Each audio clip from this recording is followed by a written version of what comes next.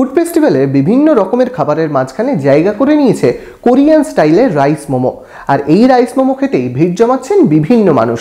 ৮ থেকে ৮০ সকলেই দার্জিলিংয়ের এই স্পেশাল মোমো খেতে ভিড় জমিয়েছেন স্টলে। এই বছরের ফুড ফেস্টিভ্যালে বিভিন্ন রকমের জাপানিজ কোরিয়ান ফুড কিন্তু নজর কেড়েছে। আর এবারের অন্যতম আকর্ষণ চিকেন রাইস মোমো। আর সেটাই কিন্তু এই বছরের ফুড ফেস্টিভ্যালে ক্ষুদে থেকে বড়রা সকলেই রীতিমতো দাবিয়ে খাচ্ছেন বলা যায় এক কথায়। এই মুহূর্তে আমরা রয়েছি সেই স্টলের নামও দার্জিলিং মোমো। অর্থাৎ এই সমতলে দার্জিলিংয়ের পুরো সেই স্বাদ পেতে কিন্তু আপনাকে আসতেই হবে এই স্টলে। এই মুহূর্তে যারা ক্রেতা রয়েছেন তারাও ভিড় করেছেন এই দার্জিলিংয়ের স্পেশাল রাইস মোমো খাওয়ার জন্য। এক ক্ষুদে বন্ধু আমাদের সামনে রয়েছে, তিনি অপেক্ষায় রয়েছেন কখন তার হাতে গিয়ে পৌঁছবে এই রাইস মোমো। এই রাইস মোমো আদতে কিন্তু একটা কোরিয়ান খাবার, আর বাচ্চাদের মধ্যে এই মুহূর্তে একটি কোরিয়ান শোধ দরুন এই কোরিয়ান খাবার দাবার কিন্তু বিশেষভাবে প্রচলন লাভ করেছে বলা যায়। চিকেন রাইস মোমো প্লাস আরও বিভিন্ন রকমের দেখতে পাচ্ছি। মানুষ কেন আসবে, কি স্পেশালিটি রয়েছে? এর টোটাল স্পেশালিটি হচ্ছে আমাদের সমস্ত প্রোডাক্টটা দার্জিলিং থেকে আনানো হয়। যেমন মিক্স ভেজ মোমোটাই যে মটরশুঁটি, যে বাঁধাকপি, যে গাজর, যে কর্ন ব্যবহার করা হয়, টোটালটা অর্গ্যানিক। কারণ সিকিমের প্রোডাক্টগুলোই অর্গ্যানিক, চাষ করা হয়। সেখান থেকে নিয়ে এসে প্রোডাক্ট তৈরি করে আমাদের সমস্ত মানুষকে খাওয়ানো হয়। ইভেন কি চিকেনকে ম্যাশ করে কিমা করে দেওয়া হয়।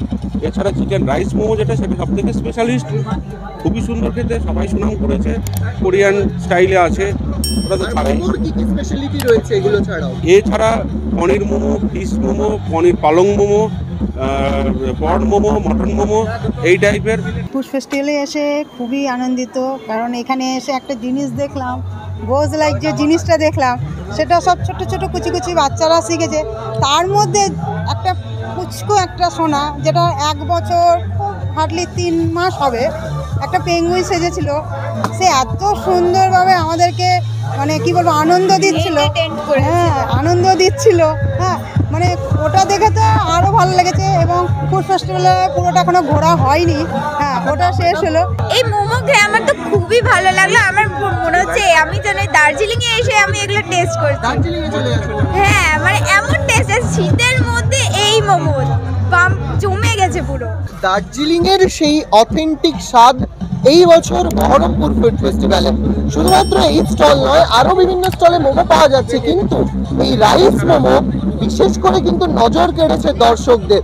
রীতিমতো এই স্টলের সামনেও কিন্তু উপচে পড়া ভিড় রয়েছে, দর্শকরাও কিন্তু রীতিমতো সেই খাবার খাওয়ার জন্য উৎসুক। আমাদের খুঁজে বন্ধু বলছিল শুরুতে যে সে কতটা আনন্দ উপভোগ করছে এই মোমোটা খেয়ে।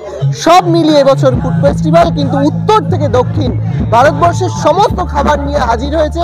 আপনিও আসুন এই বছরের ফুড ফেস্টিভ্যালে এবং চেখে দেখুন ফুড ফেস্টিভ্যালের বিভিন্ন রকমের নিত্য নতুন খাবার। বহরমপুর থেকে Shubhraj Sarkar, Vedanta Chattopadhyay, imagine community media, Murshidabad.